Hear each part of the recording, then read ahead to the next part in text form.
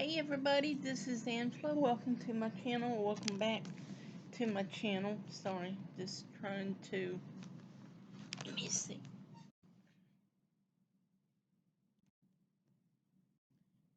No, this is going,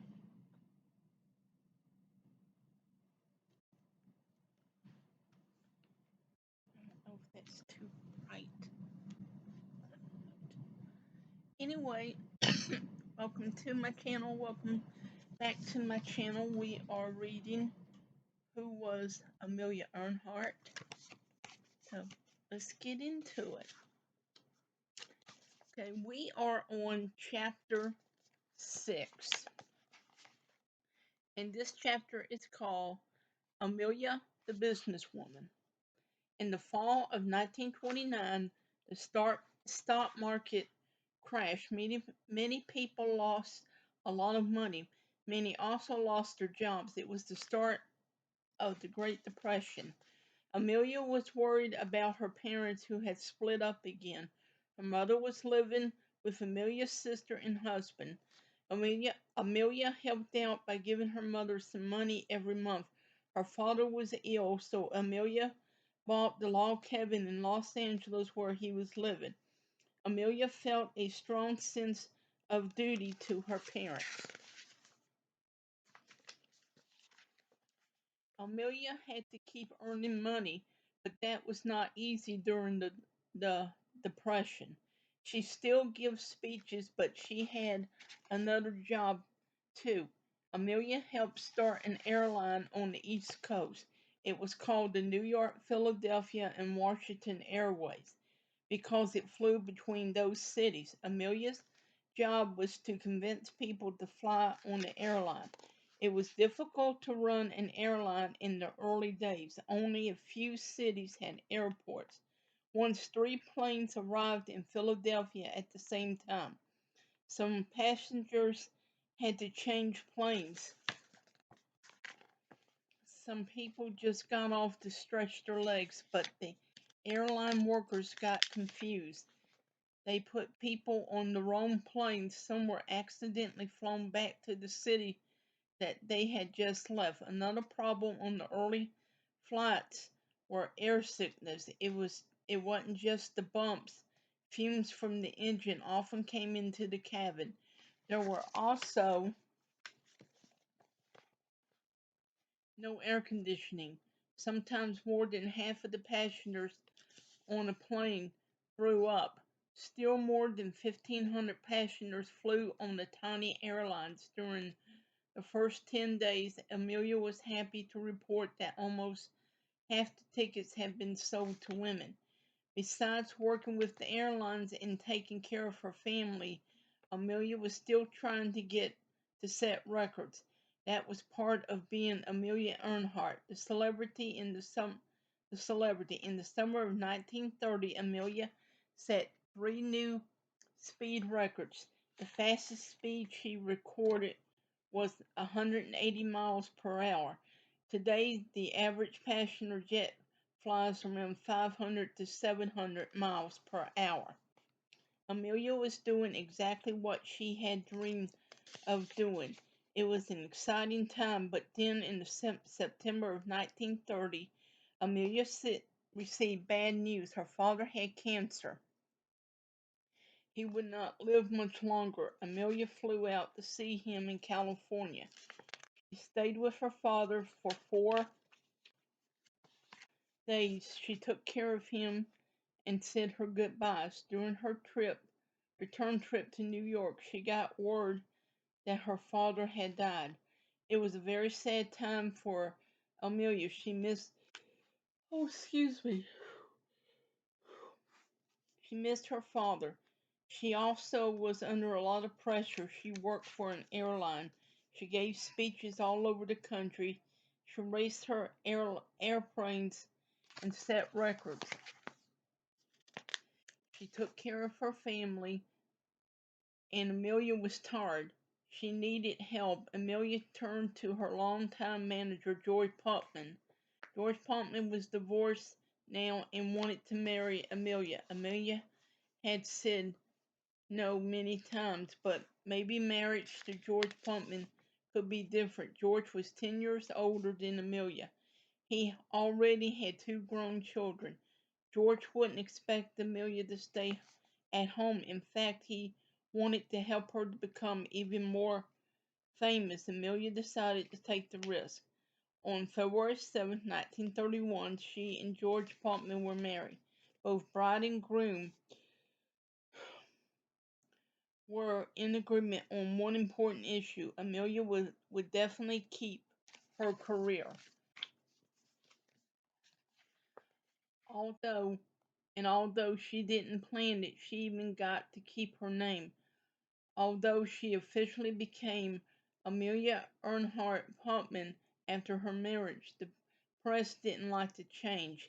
They soon dropped the Pumpman and gave her Amelia Earhart, just as they always had. Chapter 7. Pushing the limits. By 1931, there were many changes in the world of flying. Slow wood frame airplanes had been replaced with faster all-metal models. The new planes had better instruments. Pilots could find the location more easily and fly more safely. The newer planes were bigger and carried more passengers. Slowly, the public was won over to airplane travel. After all, it took 4 hours to go to Washington from New York by train. By plane, the trip will only take 2.5 hours. In the 1930s, the first three flight attendants were hired by United Airlines. They were all nurses. They served meals and took care of sick passengers. There were also more than 450 licensed female pilots in the United States. With more competition, it was getting harder to keep up public interest. Amelia needed to do something different. She and George came up with a few ideas. Amelia started flying something called an autograph. It was almost like a helicopter. Amelia became the first person to go across the country and back in an autograph, but the autograph was hard to fly. Many pilots thought it wasn't safe. Soon Amelia went back to regular airplane. On January 1 January morning in 1932, Amelia was having breakfast with her husband. She put down the paper and she was reading and asked, "Would you mind if I flew the Atlantic alone?" No, George didn't mind at all. He wanted Amelia to become the first woman to fly solo across the Atlantic. May 20th, 1932 was the 5th anniversary of the Lindbergh flight. George Pumpman thought that would be the perfect date for Amelia to take off. Excuse me. The press would love the connection. Amelia had Amelia had new instruments, including three compasses put in her plane. The weather over the Atlantic could be bad. She would depend on the new technology to help her find her way. On the day of her flight, Amelia told reporters she was sure of her success, but before she climbed into her plane, she quietly turned to a friend. "Do you think I can make it?" she asked. Even Amelia had her doubts. Amelia took off from Harbor Grace Airport in Newfoundland, Canada. Amelia didn't she think the flight would be easy, and it wasn't. When she went too high, ice started to build on her wings. The ice made the plane heavy and it might crash. So she took the plane down low, but when she went too close to the water, her instruments didn't work. Without instruments, Amelia could get completely lost. The hours went by slowly. Amelia struggled to find just the right altitude. She sipped chicken soup. Gasoline dripped down the back of her neck from the extra fuel tank. She struggled all night. But when the sun came up, she spotted land. She set her airplane down in a cow pasture, frightening all the cows. She was in Ireland. She had done it. Amelia was the first woman to fly solo across the Atlantic Ocean. Congratulations poured in. Amelia was 34 years old. She was smart, she was brave, and she was a great looking woman. The public loved her. When she returned to New York City, there was a parade down Broadway. Thousands of people lined the streets to cheer for Amelia. The next day, Amelia flew to Washington, D.C., where President Herbert Hoover presented her with a medal.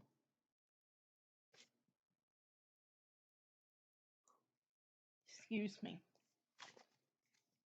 Amelia was as famous as movie stars of the day, but her fame did not change her. She was still charming and somewhat shy. Even so, she liked that her opinions were now heard and respected. Amelia became more active in politics.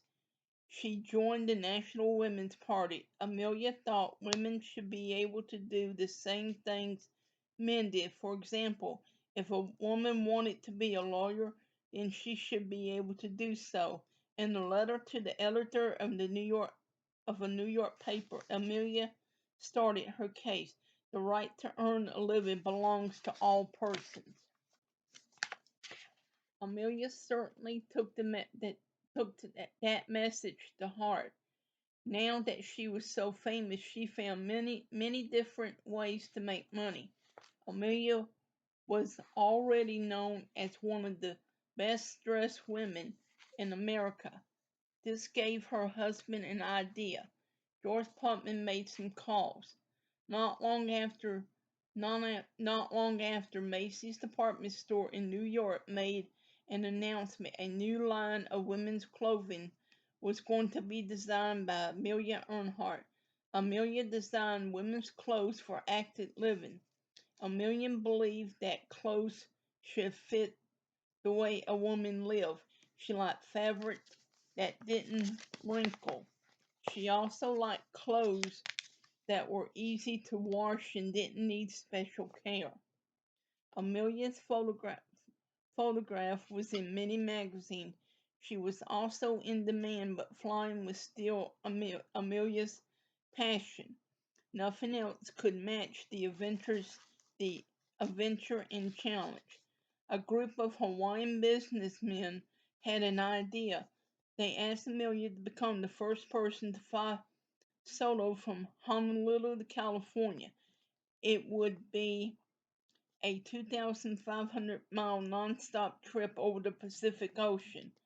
On January 11, 1935, Amelia took off from Honolulu.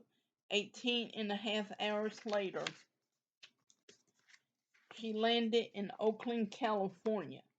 She did it. It was another one for the record books. Amelia always said she flew for the fun of it, but some people said she took too many risks. Others didn't like George. He was constantly trying to make money from Amelia's name and fame. Amelia was beginning to feel trapped. It was getting harder to set new records. Each time she had to fly farther and longer. Setting records took money. There were always new and better equipment to buy. However, there was one more flight she was determined to take. It would be the biggest challenge of all. I think I got one more. Okay. Just gonna go ahead and finish this one. This is chapter 8, the final flight. Amelia Earnhardt wanted to fly around the world. Although other pilots had circled the globe, she would fly close to the equator. This would make a longer and harder trip, 29,000 miles. A special plane was needed, a new Lockheed model called the Electra. The plane was large enough to carry 10 passengers, but Amelia had the seats removed. Extra fuel tanks were put in. This allowed the plane to fly up to 3,000 miles before stopping to refuel. The Electra had new radio equipment. Amelia would be able to communicate by voice and code, and also had two engines that made it more complicated to fly. Amelia had to train with different pilots to learn how to fly it. It would take months to prepare for the trip. Amelia and George hired two navigators to fly with Amelia. They would help Amelia stay on course. The flight path would go from east to west. Amelia would take off from California and head towards Hawaii. On March 17, 1937, the Electra left Oakland, California. Amelia and her two navigators arrived in Honolulu about 16 hours later. The first leg of the trip was a success. Then Amelia had an accident. As Amelia was taken off from Honolulu, the plane launched out of control. The landing gear collapsed. A wing was torn open. Luckily, no one was hurt. But the $100,000 plane was badly damaged. It had to be shipped back to Lock Hill on mainland. Almost 2 months went by before the plane was ready to fly again. But because of the delay, one of the navigators could not continue the flight. That left only the other man, Fred Newman.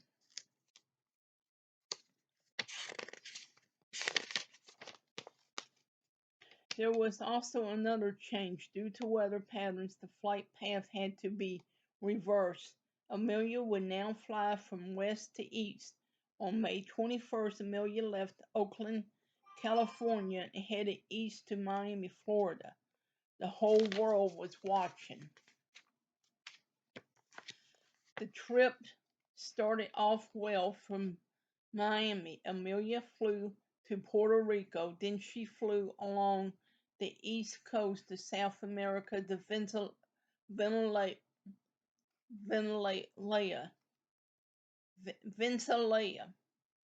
then on to Caesarion in Brazil.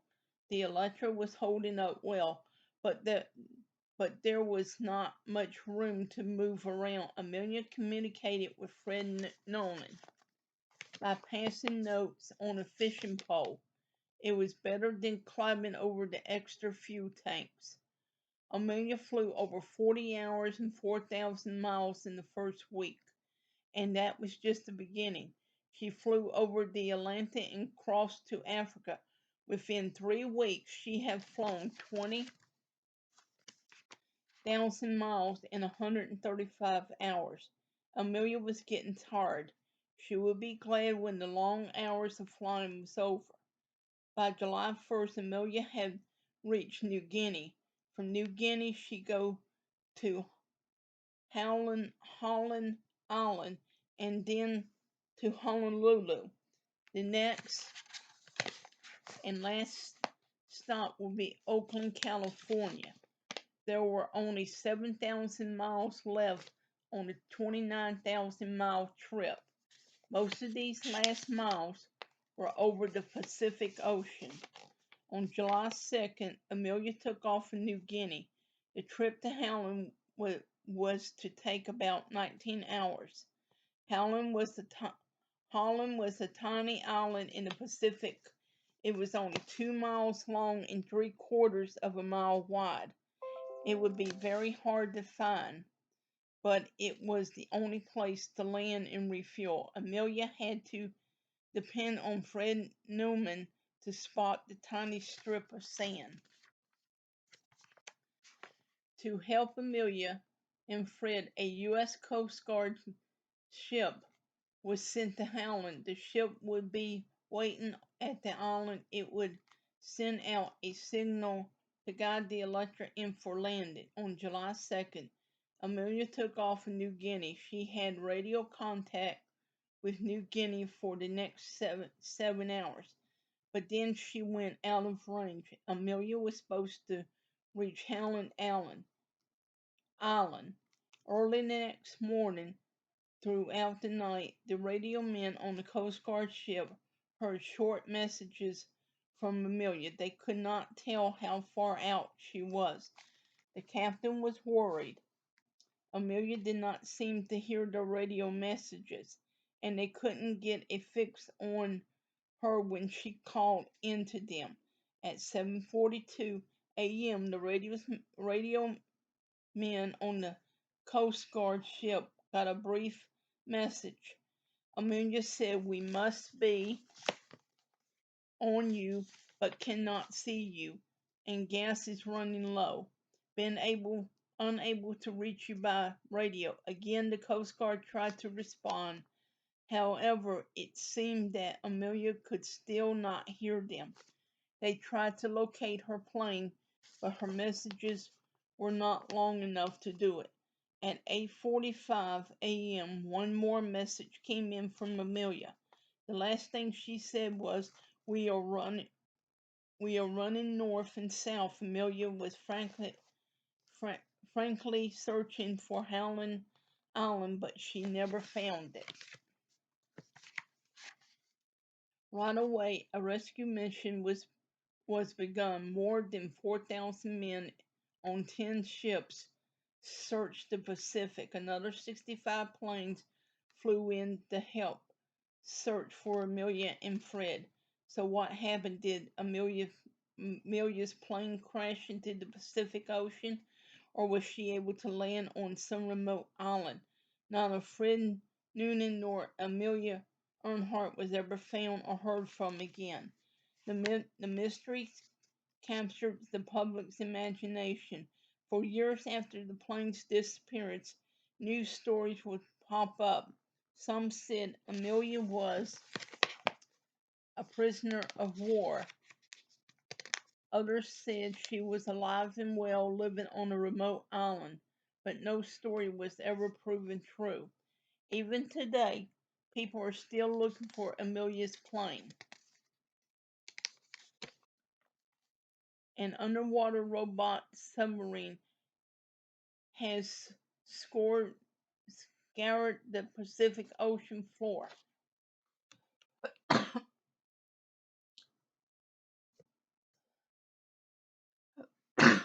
Excuse me.